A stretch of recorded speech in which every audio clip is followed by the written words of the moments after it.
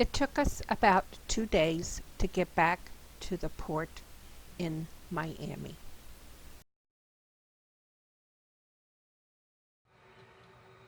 Today is January 26th.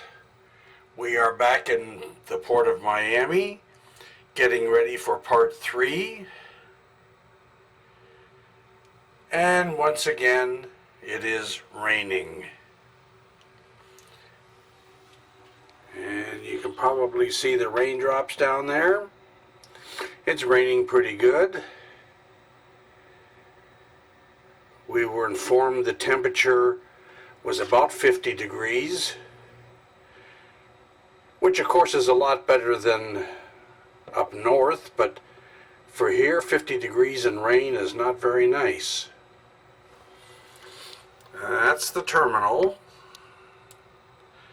and you can see people are heading onto the ship.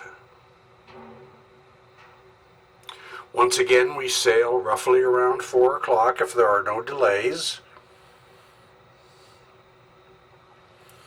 And we are certainly hoping for better weather on this cruise, part 3, than last week. Last week was pretty rough as far as the weather is concerned.